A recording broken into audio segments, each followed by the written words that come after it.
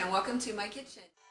Today I want to show you a great recipe on how to make a gluten-free, yeast-free pizza crust. And if you're like me, a lot of times when you're trying to figure out how you're going to eat pizza with no yeast, no wheat, no gluten, that kind of thing, it's really hard to just figure out what you're going to do. And today I want to show you a really simple recipe on how to make a gluten-free, yeast-free pizza crust. This is so simple, you won't believe it. Right here I have one Bob's Mill gluten-free whole grain pizza crust mix that we're going to be using. What's going to happen is it comes with a packet of yeast. I don't know if you can see that. It's right in there. And what you're going to do is just throw that out because we're not going to use yeast. So just get rid of your yeast and use your gluten-free pizza crust mix. For me, it's Bob's Mill or whoever it is you're going to use. Next, you'll need 16 ounces of water. Lastly, you're going to need 1 teaspoon of granulated garlic and 1 teaspoon of Italian seasoning. That's all you're going to need. So here we go. Let's open up the gluten-free pizza crust. There it is, that yeast packet. Discard your yeast packet. So in our bowl it goes. Watch that you don't have flour flying everywhere. Do it gradually. There's that. In go our spices.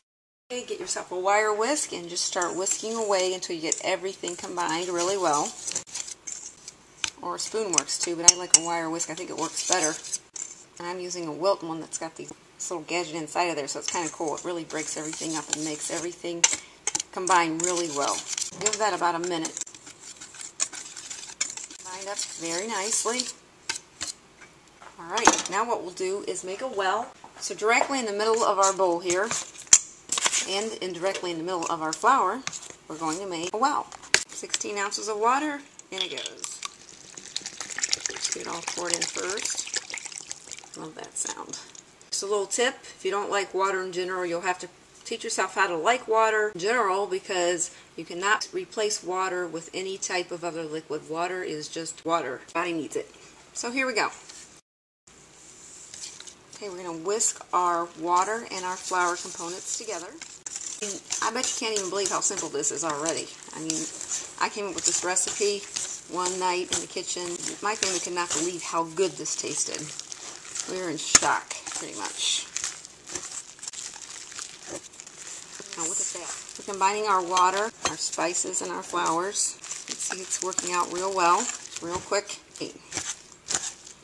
Now we've got everything combined. We're going to start getting our batter out of our wire whisk. And I just kind of start tapping it against the side of my bowl. There we go. Simple. Push it all out. Perfect. If you have a pizza pan and you're not sure how wide it is, just measure it. Verified 12 inches is what we're looking for. So we have 2 pizza pans here. Spray them with some nonstick spray or olive oil, whatever you prefer. Well, I just use this olive oil nonstick spray right here. In case you're wondering what I use, that's what I use. Add it on real well. Out of the way. Next, and I also want to add just a little bit of olive oil. And I like to have some olive oil in my meal every day, whether it's salad or cooking. Just kind of swirl it around just to get everything moving there.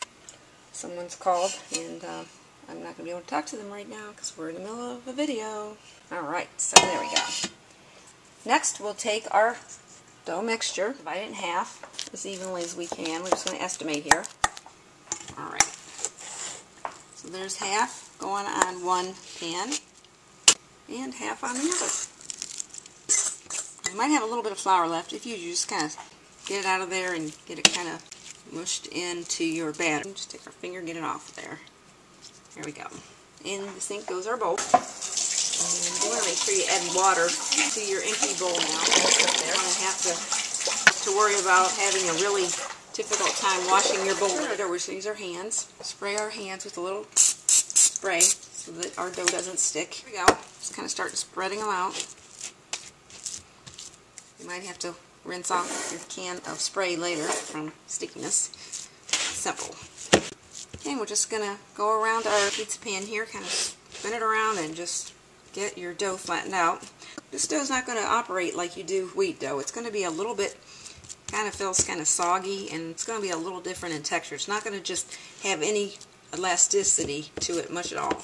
So just keep that in mind when you're doing this. A whole nother ball game when you're working with gluten-free flours. Okay.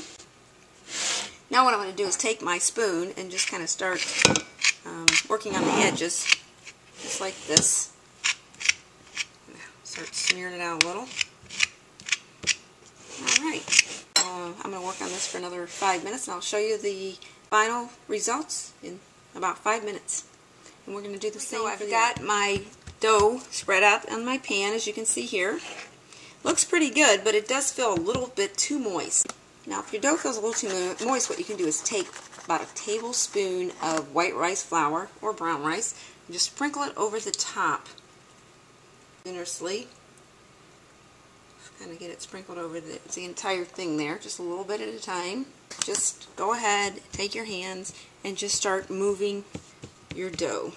And that makes it so easy. Look how simple that is. And it's going to even make it look really pretty too. Looks a little bit more uniform when you do that. So add a tablespoon or two of white or brown rice flour. Or whatever you have. Gluten-free all-purpose should work also. So there it is.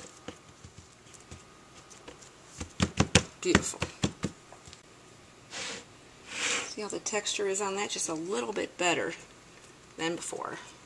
Well, actually a lot better. I'm going to add just a little bit more, maybe about a tablespoon and a half. I can just taste this pizza, and all I have is some dough. I can already smell the pizza. I can taste it. Do the same for our second one. Add some more flour. Sprinkle it evenly as you can around. You want to share it with the entire dough, not just some of it. A few little pats there. And you're going to think about the old food you used to eat, the old pizza you used to eat that looked really, really delicious, but this is actually 100% healthier for you.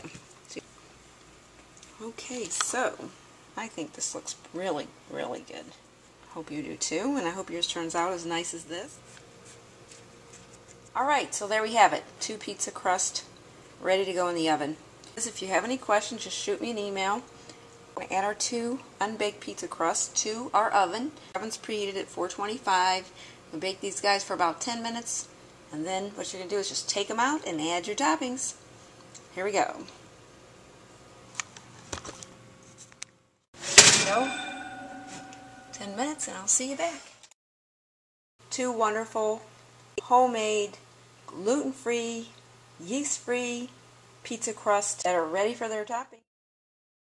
Add your toppings, place your pizza back into your oven at 425, which you should just go ahead and have that already preheated from when you just took them out of here. So I encourage you, if you'd like, to watch my video on making gluten-free pepperoni pizza with cheese. That's what we're going to do here. So I hope you enjoyed this recipe. See you next time. Bye-bye.